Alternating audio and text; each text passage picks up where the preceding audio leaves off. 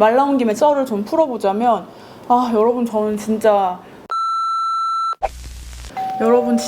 오랜만이지 않나요? 이렇게 제 민낯부터 같이 화장을 하는 거 거의 1년 만인 것 같아요. 그동안 꽤 많은 일들이 저한테 있었거든요. 제가 진짜 태어나서 처음으로 전신 마취를 하고 수술도 했었고 지금 괜찮아졌어요. 그리고 수술 때문에 쉬는 김에 미뤄두었던 라섹 수술도 했고요. 그리고 뭐 이사도 했고 지금 할 얘기가 엄청 많거든요. 그래서 오늘 하나하나 썰을 좀 풀면서 같이 화장을 해보도록 할게요. 저는 아까 세수하고 간단하게 수분크림 하나 정도만 발라놓은 상태여서 다시 얼굴 닦고 시작해볼게요. 멜라쥬 리얼치카 카밍 빅 엠보 토너 패드. 아니 오랜만에 이렇게 카메라를 켜서 얘기하니까 살짝 어색하기도 하고 지금 그리고 할 얘기가 너무 많아서 어떤 얘기를 먼저 해야 할지 지금 머릿속으로 약간 계산을 한번 해보고 있어요.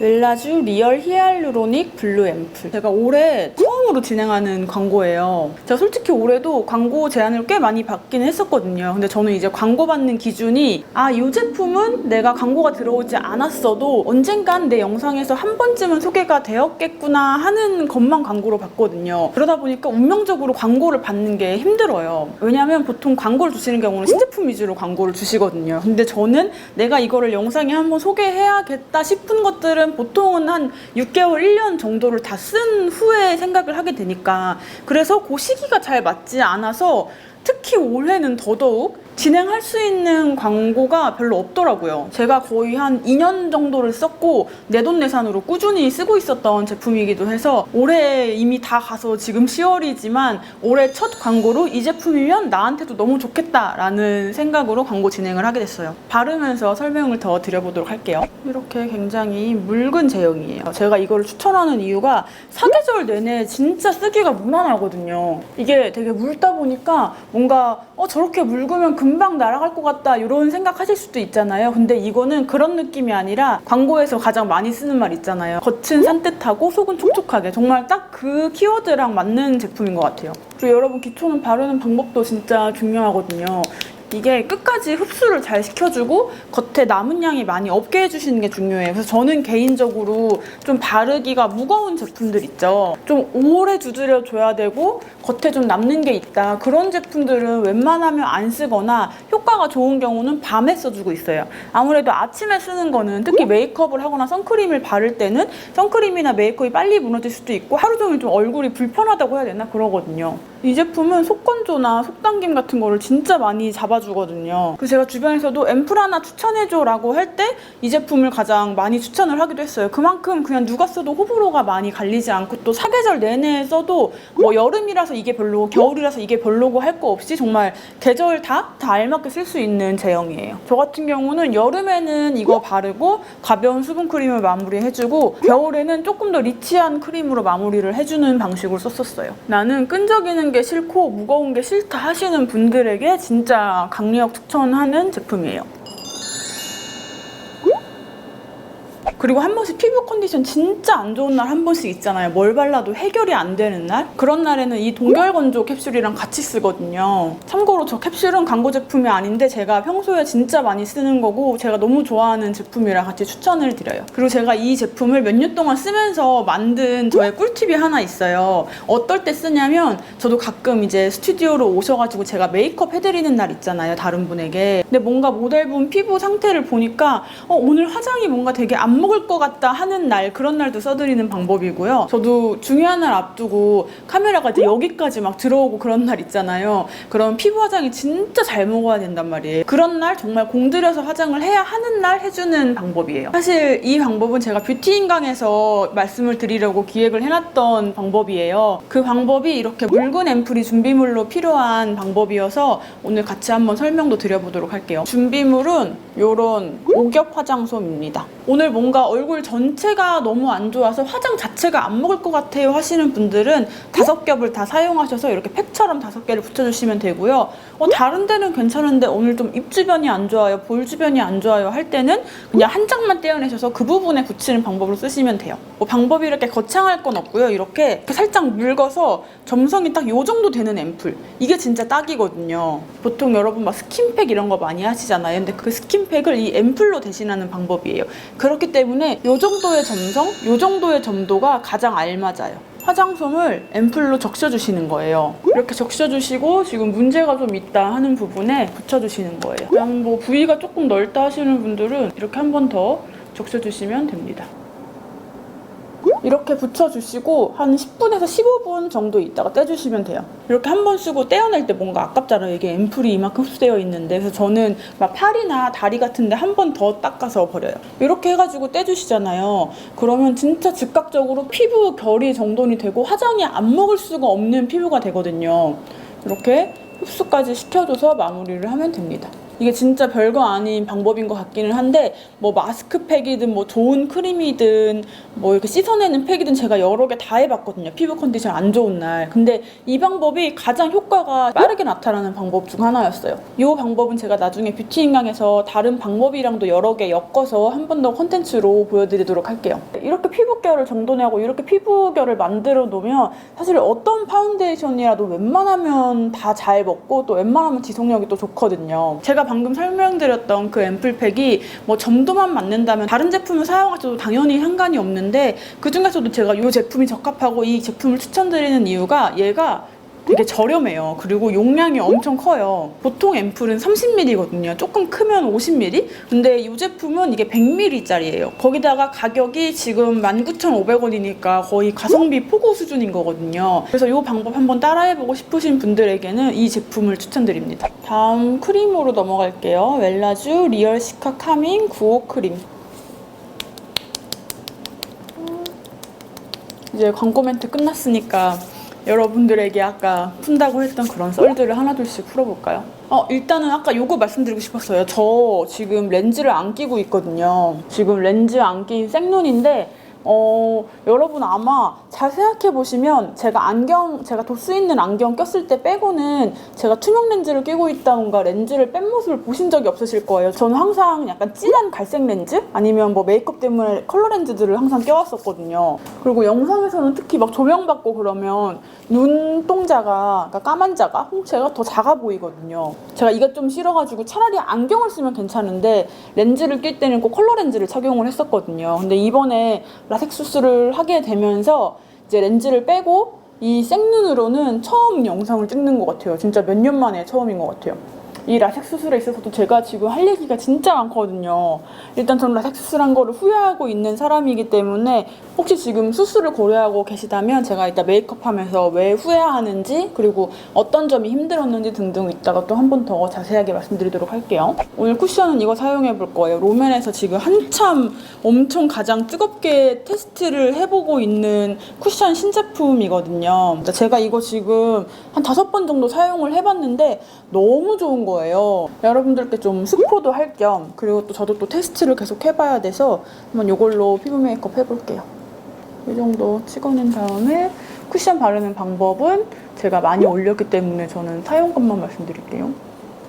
아니 이게 제가 진짜 깜짝 놀랐던 게 일주일 전까지만 해도 엄청 더웠었거든요. 그때 제가 이 쿠션을 쓰고 이제 모자를 쓰고 마스크를 끼고 강아지 산책시키러 나갔었어요. 한 산책을 2시간 정도 했거든요. 집에서 모자부터 벗었는데 이 모자 여기 이마 닿는 요 부분 있잖아요. 근데 진짜 하나도 안 묻은 거예요. 하나도. 그리고 쿠션도 자국이 거의 안 난 거예요. 너무 깜짝 놀래가지고 바로 이제 BM님한테 카톡을 드렸어요. 대박인 것 같다. 지금 하나도 안 묻었다. 그랬더니 이제 내부에서도 지금 반응이 엄청 좋대요. 그래서 샘플을 몇 개 보고 있는데 제가 가장 좋다고 했던 이제 요 랩 넘버? 이제 요걸로 조금 더 수정을 봐서 이제 확정이 될 것 같긴 하거든요. 아무래도 요즘에는 이제 마스크를 많이 쓰다 보니까 묻어나지 않는 게 쿠션의 좀 필수 요소로 많이 들어온 것 같아요. 근데 저는 이러한 현상이 되게 좋다고 생각을 하는 게 예전에도 모든 쿠션이 다 모공 커버가 잘 되지는 않았었거든요. 근데 이제 우리나라의 이 화장품 기술력이 발달하고 하면서 이제 웬만한 쿠션? 웬만한 게 아니라 거의 다. 거의 한 90% 시중에 나오는 90% 이상의 쿠션들이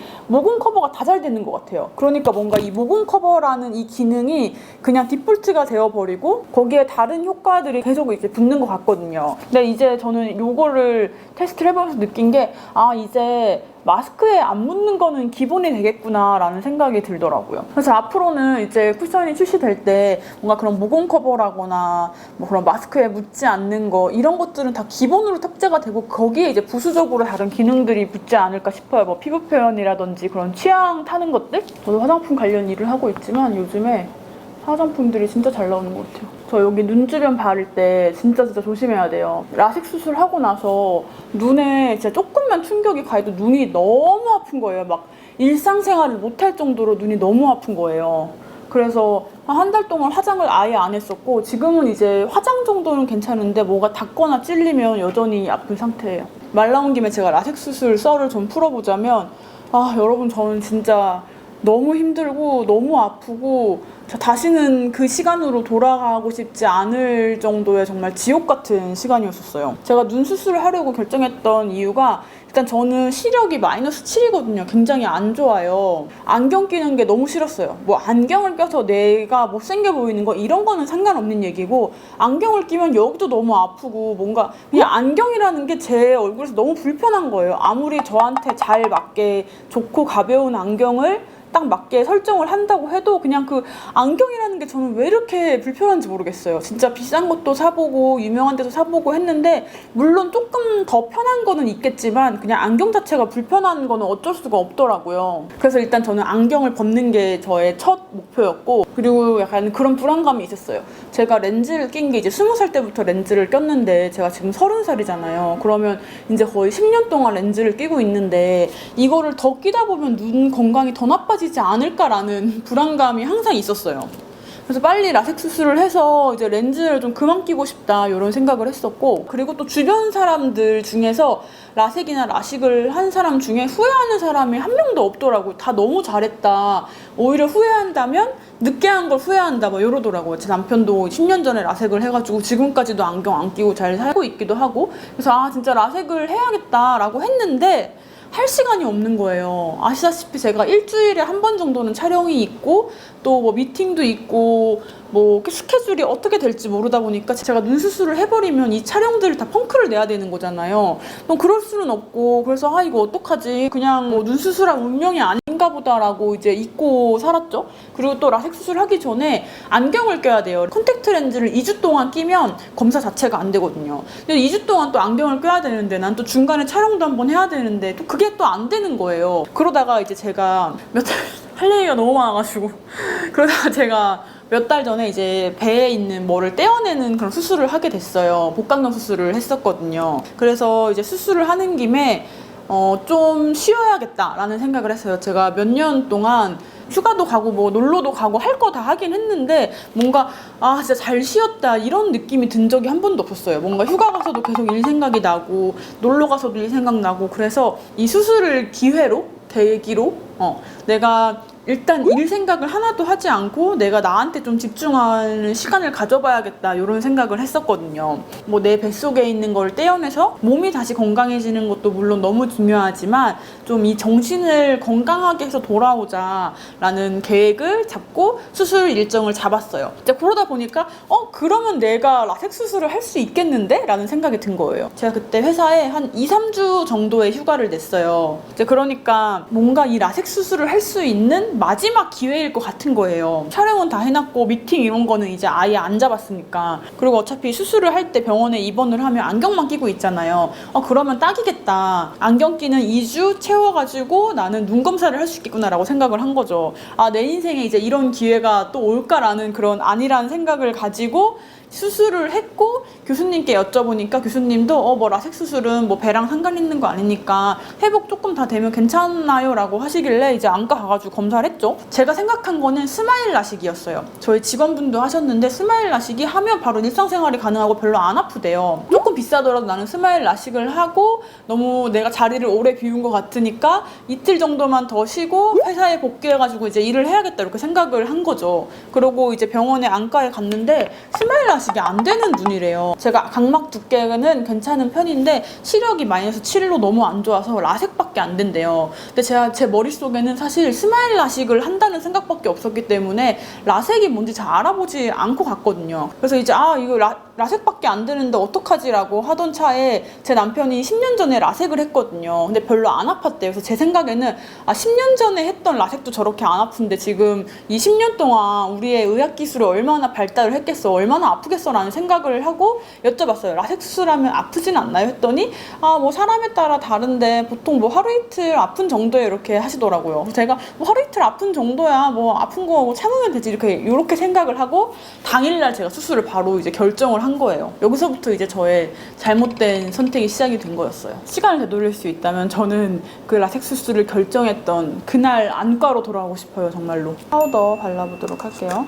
맞다. 이거 제가 맨날 요 파우더 쓰니까 이거 도대체 뭐냐고, 내부 3차 뭐냐고 여쭤보시는 분이 계시더라고요. 요 제품은 별거는 아니고 여기 롬멜에서 출시됐던 요 베러덴 피니쉬 있잖아요. 요거의 그 테스트 버전이에요. 어떻게 하다 보니까 제가 이거를 계속 쓰다 보니까 새 거를 안 뜯게 되고 해서 그냥 요걸로 계속 쓰고 있는데 그냥 베러덴 피니쉬 똑같은 제품이에요. 지금 거의 여기 구멍이 날랑말랑 하기 직전까지 썼네요.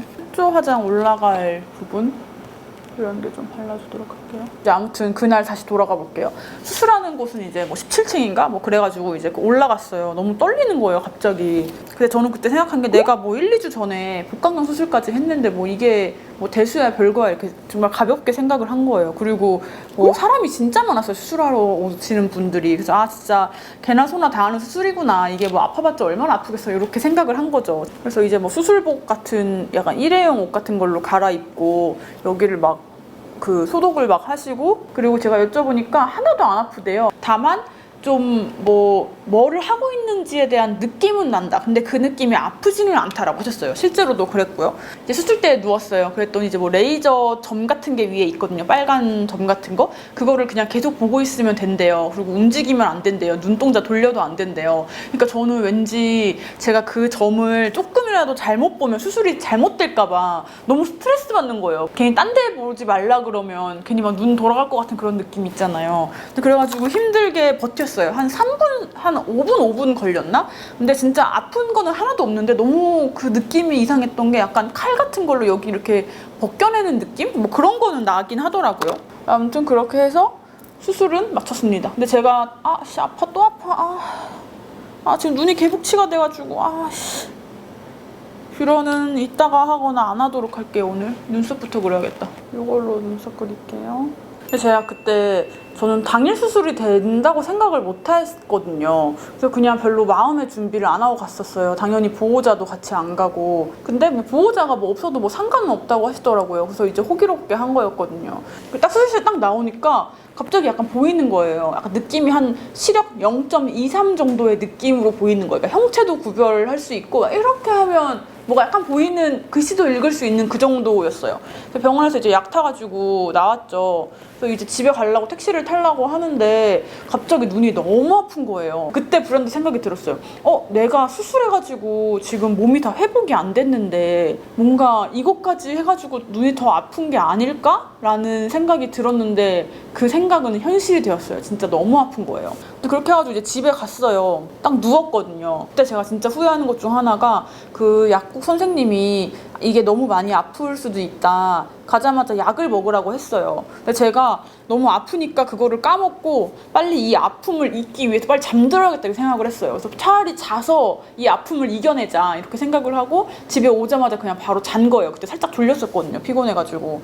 딱 잠들었는데 갑자기 알 수 없는 고통에 제가 몸부림치면서 일어났어요. 그러니까 이제 그게 시작된 거예요. 그 마취가 완벽하게 풀리고 그 진짜 아픈 게 시작이 됐는데 진짜 저는 여러분 태어나서 제가 겪어봤던 첫 번째 고통이 제가 초등학생 때쯤에 끓는 라면을 손에 엎었어요. 그래서 피부가 다 녹아내렸거든요. 그게 제가 아직도 제가 성인 돼서도 아픈 거 1등이었는데 진짜 그거보다 100배 아팠고, 그리고 제가 그 며칠 전에 수술했잖아요. 복강경 수술. 저 막 무통주사 부작용이 있어가지고 엄청 고생했거든요. 그거보다 훨씬 아픈 거예요. 배 째는 거는 진짜 비교를 할 수 없어요. 너무 아픈 거예요. 제가 인스타에서 써놓겠는데 어떤 아픔이었냐면 일단 제 눈을 이렇게 벌린 다음에 막 붉은 소금을 뿌려서 막 빡빡 빡빡 문지르는 느낌 있잖아요. 너무 아픈 거 진짜 너무너무 아픈 거예요. 이게 설명할 수 없을 정도로. 제가 꾀병이 아닌 게 제가 오히려 막 어디에 베이고 이런 걸로는 엄살 부려도 막 수술하고 이런 거에서는 엄살이 좀 없는 사람이거든요. 오히려 막 되게 잘 참거든요. 아무튼 근데 진짜 너무 아파가지고 막 제가 주먹으로 침대를 막 쳤어요. 이렇게 너무 아파가지고 진짜 뭐라도 해야겠는 거예요. 너무 열받는 거예요. 이 수술을 받은 제 자신이 너무 열받는 거예요. 그래서 진짜 막 이렇게 막 울면서 이거 침대를 막 때리면서. 그래서 일단 진통제를 좀 먹으려고 했는데 제가 그때 아침도 굶고 갔어요. 왜 그랬는지 모르는데. 그때 진짜 너무 빈속이어가지고 이 진통제를 괜히 빈속에 먹었다가 혹시 속이 탈날까봐 또 그것도 걱정되는 거예요. 제가 수술한 지도 얼마 안 된 몸이기도 하니까. 근데 그러다가 진짜 나 이러다가 죽겠다 싶어가지고 진통제를 일단 먹었어요. 근데도 이놈의 진통이 안 없어지는 거예요. 너무 센 거예요. 아무튼 그렇게 해가지고 그날 밤을 진짜 베개 겁나 때리면서 이제 그 밤을 지냈어요. 그래도 이제 다음 날이면 좀 낫겠지, 내일이면 낫겠지, 그래 이 고통 잊어버릴 거야, 내일 지나면 아무것도 아닐 거라고 생각하고 이제 진짜 어렵사리 잠이 들었는데 또 새벽에 고통에 깬 거예요. 근데 점점 더 아픈 거예요. 그래서 진통제를 또 먹었어요. 근데도 이게 잡히지가 않는 거예요. 진짜 미치겠는 거예요. 그래서 진짜 밤새 계속 잠도 하나도 못 자고 정신이 너무 멀쩡한 거예요. 아프니까. 근데 여기 막 전체가 다 아프고 막 난리를 치고 뭐 어떻게 또 다시 잠이 들어가지고 아침이 됐는데, 아침이 되니까 이제 어쨌든 블라인드 사이로 햇빛이 들어오잖아요. 진짜 죽겠는 거예요. 너무 아파가지고. 아무튼 뭐 그렇게 해가지고 또 그 다음날을 버텼고, 또 이제 그래 내일이면 또 괜찮겠지 했는데 또 3일째 되는 날 더 아픈 거예요. 분명히 선생님께서 하루 이틀 아프면 괜찮다고 했고 또 어떤 분들은 또 바로 일도 하신대요. 근데 저는 진짜 3일째까지 너무 아픈 거예요. 그리고 이게 진짜 고통스러운 게 뭐냐면, 여러분 막 배가 아프거나 머리가 아프거나 뭐 몸이 불편할 때는 그래도 핸드폰이라도 누워서 할 수 있잖아요. 근데 이거는 눈이 아프니까 핸드폰을 켜는 순간 이렇게 되거든요. 너무 그 빛이 아파가지고. 그래서 뭐 핸드폰을 볼 생각도 못해요. 핸드폰도 못하고 하니까 뭔가 고통에 집중을 하게 되는 거예요. 그러니까 고스란히 고통이 느껴지는 거예요. 그래서 제가 뭔가 라디오라도 들어야겠다 싶은데 눈이 안 보니까 라디오도 못 켜겠는 거예요. 왜냐면 라디오를 또 키려면 핸드폰을 켜가지고 또 뭐 어플도 받고 해야 되잖아요. 진짜 일주일 내내 너무 아프고 너무 힘들고 한 5일 정도 지났나 하니까 그때는 이제 좀 살만해졌어요. 근데 여전히 아프기는 해요. 그리고 여전히 아프고 여전히 불편하고 앞이 잘 안 보여요. 그러니까 저는 뭔가 라식을 하면 이제 안경 안 써도 되겠다, 이제 신세계다 할 줄 알았는데 바로 그게 되는 게 아니더라고요. 라식은 한 달 정도 걸린대요. 그게 돌아오는 시까지. 그래서 아무튼 너무 힘든 나날을 보내고, 지금은 제가 볼 때는 시력이 한 0.8, 0.9 이 정도까지는 올라온 것 같아요. 라섹 수술의 최고 장점은 이제 안경을 써도 되지 않는다는 거? 그 점에 있어서는 이제 너무 좋기는 한데, 너무 아프기도 했었고 지금 일상생활에 조금씩 불편함이 있어서 라섹 수술을 하기 전으로 돌아가면 다시 안 할 거냐라고 묻는다면 저는 당연히 돌아가면 절대 안 한다고 얘기를 할 거예요. 제가 약간 부작용이라고 해야 되나? 이게 뭐 시간이 조금 지나면 물론 더 회복이 많이 되겠지만 지금 제가 겪는 게 일상생활에서 너무 많은 영향을 끼치고 있거든요. 일단 첫 번째, 아까 말씀드렸던 눈이 너무 아파요. 아직까지도.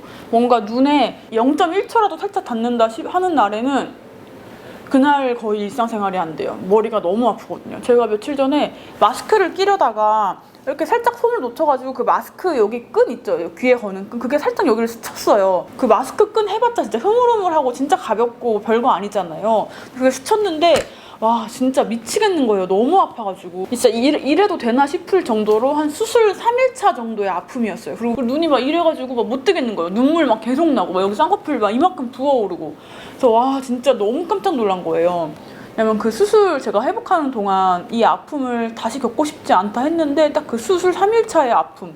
그래서 한 1시간 흘렀나? 그러니까 이제 좀 눈물은 멈추더라고요. 근데 다음날까지 아프더라고요. 그게 뻐근함 같은 게 있고. 그래서 내 눈이 진짜 지금 엄청 예민해졌구나, 눈은 조심해야겠다 생각을 하고 있다가 또 며칠 전에는 이렇게 인공 눈물을 넣으려고 하다가 그 인공 눈물 입구 있죠? 거기에 진짜 요만큼 살짝 요게 닿은 거예요. 그때도 너무 깜짝 놀랄 정도로 아파가지고 그날도 다음날까지 아팠어요. 막 진통제까지 먹고. 이게 너무 아프니까 일상생활이 안 되는 거예요.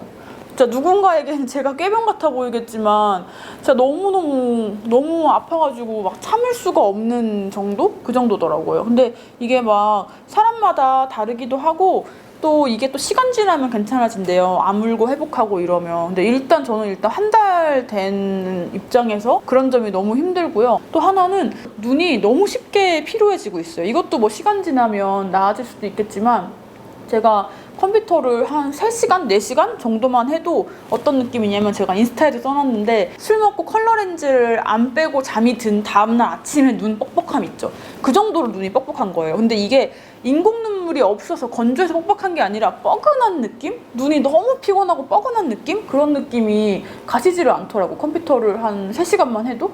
지금 그 보호 안경 같은 거 주문해 놓은 상태예요. 그런 것도 이제 불편하니까 이제 일 많이 해야 되는 날 있잖아요. 일 많이 해야 되는 날은 벌써 스트레스 받아. 오늘 일 몇 시까지 해야 되고 오늘 일 이만큼 해야 되는데 또 눈 피곤해가지고 일에 지장 생기면 어쩌지? 라는 그 스트레스가 상당하더라고요. 그래서 저같이 뭔가 중요한 업무가 계속 있고 하시는 분들은 좀 수술 후에 이런 게 있으니까 참고를 하시면 좋을 것 같아요.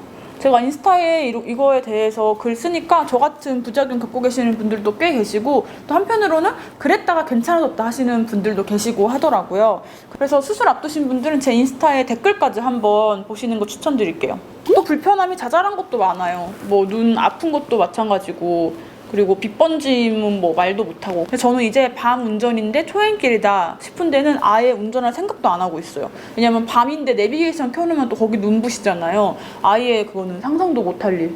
시간이 지나면 괜찮아진다고 하는데 일단은 당장 내가 너무 불편하니까 막 진짜 너무 스트레스를 많이 받고 있어요. 또 하나는 이제 컬러 렌즈를 못 낀다는 거? 당연히 컬러 렌즈 못 끼는 거 알고 수술을 하긴 했지만 어쨌든 카메라에 얼굴이 또 찍히고 이러는 사람이다 보니까 메이크업을 아무리 완성을 해도 컬러 렌즈를 안 끼니까 이게 완성도가 너무 떨어져 보이는 거예요. 분명히 화장을 완성을 했는데 완성을 안 한 느낌? 제가 아까도 말씀드린 것처럼 제가 눈동자가 조금 작은 편이다 보니까 그래서 더 그런 것 같아요. 아이 메이크업 같은 거 했을 때 이 컬러 렌즈의 역할도 되게 중요하거든요. 전체에 뭔가 색감을 맞춰준다거나 눈동자를 좀 크게 해준다거나 그런 게 중요한데 지금 그 역할을 아예 못하고 제 밑눈으로 있다 보니까 분명히 다 했는데 다 한 것 같지 않은 느낌도 개인적으로 이 일을 하는 데 있어서 너무 불편한 것 같아요. 수술하기 전에는 이 정도까지일 줄은 몰랐죠. 저는 그나마 다행인 거는 안구 건조증이 심하진 않아요. 원래도 딱히 심하진 않았어서 그런지 다른 분들은 건조증 때문에 불편해서 후회하시는 분들 많이 댓글에도 있었는데 저는 다행히 건조증은 없는 상태예요. 지금은. 아직까지는. 제가 라섹 수술하기 전에 아까 제가 수술했다 그랬잖아요.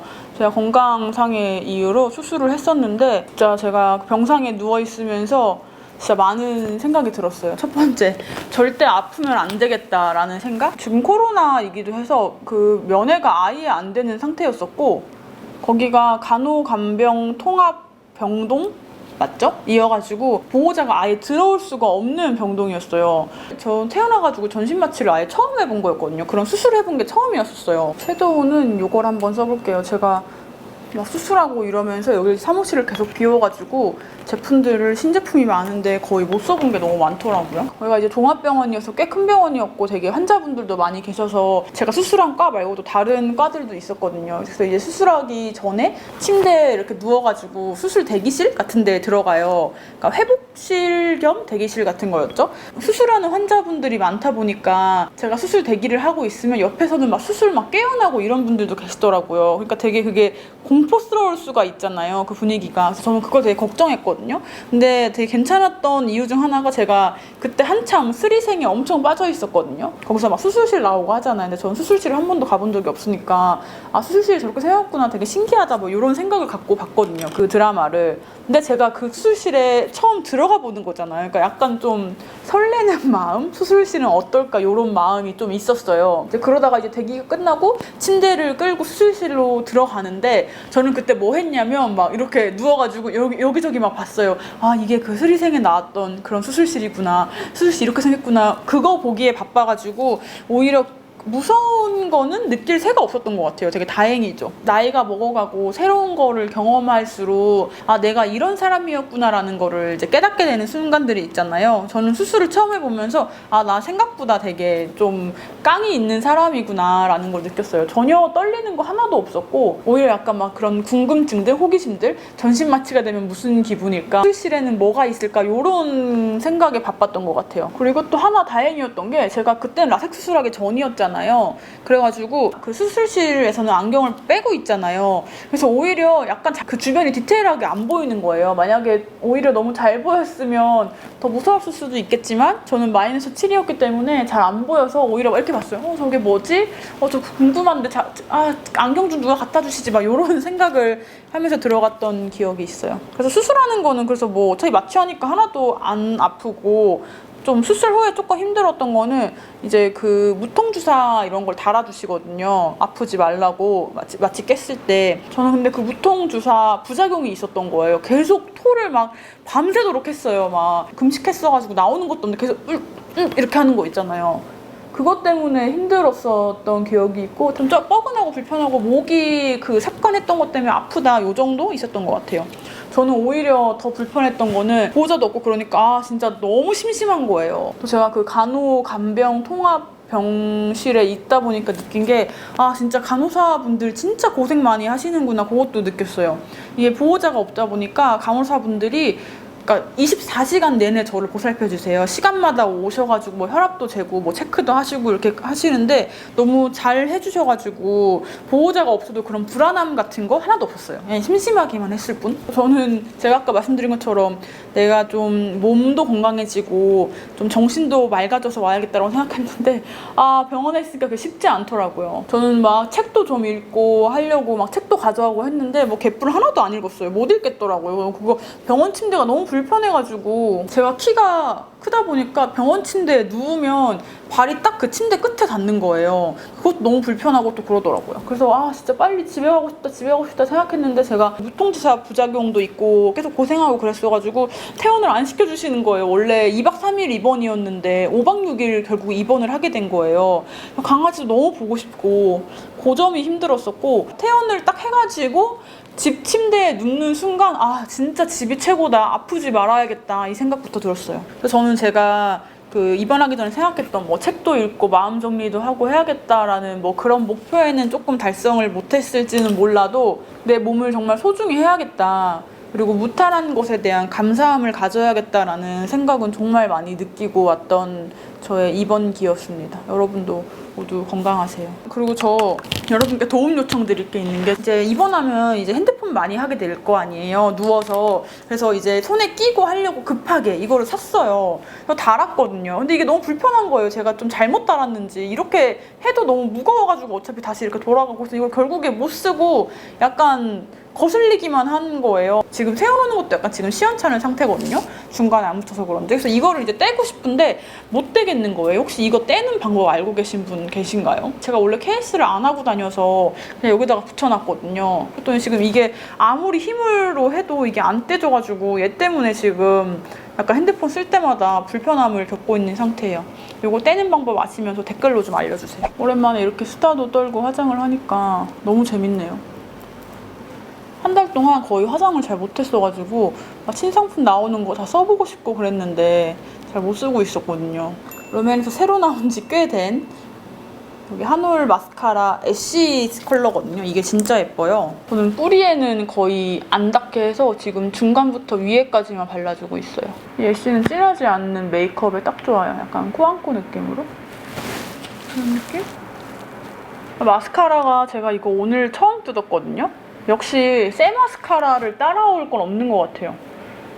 마스카라가 조금 쓰다 보면 어쩔 수 없이 좀 액이 굳으면서 잘 바르려고 해도 좀 뭉칠 수가 있거든요. 근데 저는 오늘 이거 새 거 뜯어서 그런지 얘가 마르지 않게 개봉을 함과 동시에 뭔가 이 입구가 막혀서 공기가 들어가지 않게 하는 그런 케이스를 발명할 수는 없을까요? 이 새 마스카라의 느낌을 이 마스카라 액이 다 다를 때까지 느끼고 싶은데 잘 안 되더라고요. 그래서 아무리 좋은 마스카라도 액이 굳기 시작하면 예쁘게 바르기가 어렵거든요. 특히 초보자분들은. 저 블러셔는 요거 써보려고요. 너무 궁금했어요. 뽀아레 제품인데 301번 써볼게요. 짠. 이게 너무 좋다고 하시는 분들이 많으셔가지고 저도 궁금했거든요. 근데 제가 입원하고 이러느라고 화장품을 잘 못 써봤다가 오늘 딱 써봐야지 하고 꺼내왔어요. 아, 근데 이게 진짜 비싼 게 뭐 제형은 제가 아직 안 써봐서 모르겠지만 지금 이거 보시면 케이스가 진짜 비쌀 것 같거든요. 케이스도 비싸고 이거 다 금형파고 여기 안에 이런 거 찍는 거 이런 것도 다 돈이고 되게 원가가 궁금해지는 굉장히 고급스러운 패키지였어요. 그리고 안에 들어있는 이 브러쉬도 브러쉬 뭐 질감도 괜찮고 이 여기 마감 처리? 이 완성도가 진짜 좋더라고요. 과연 제형은 어떨지 한번 컬러는 어떨지 써보도록 할게요. 아씨 파우더 브러쉬인데 블러셔 브러쉬에 묻혀서 이거 크림 블러셔인가? 아닌데? 파우더인데?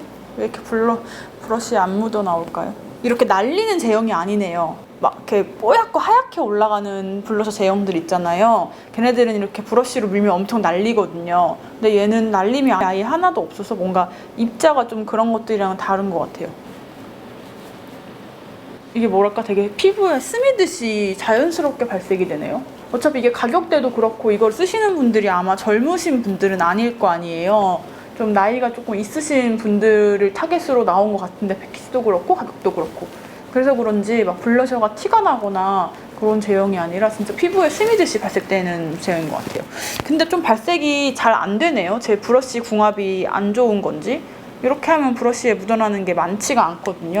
내장 브러쉬로도 그렇게 잘 발리는 편은 아닌 것 같아요. 막 화장한 거 티나는 거 특히 블러셔 티나는 거 안 좋아하시는 분들은 딱 은은하게 같이 쓸 수 있을 것 같아요. 얘는 제가 좀 같이 쓰면 좋은 브러쉬 조합을 좀 알아내야 될 것 같아요. 거의 실제로도 티가 안 나거든요. 입술은 헤라 루즈 홀링 매트 311번 요거 발라볼게요. 헤라 거는 다 좋은데 저 같은 사람이 불편한 게 뭔지 아세요? 저는 막 전 제품도 갖고 있고 제품이 되게 많잖아요. 근데 뚜껑에 호수가 써있어요. 그럼 저는 막 이게 많다 보니까 테스트해본다고 막 이렇게 뚜껑 열어가지고 막 다른 것들 막 섞이고 이러면 주인을 찾을 수가 없어요. 그래서 이런 게 조금 불편한 점인 것 같아요. 뭐를 안 했나 했더니 쉐딩을 안 했네요. 얼굴 쉐딩하고 마무리할게요. 저는 오랜만에 이렇게 수다 떨면서 메이크업 하니까 되게 재밌었어요. 여러분들도 어떻게 보셨는지 궁금하네요. 이렇게 메이크업이 끝났습니다.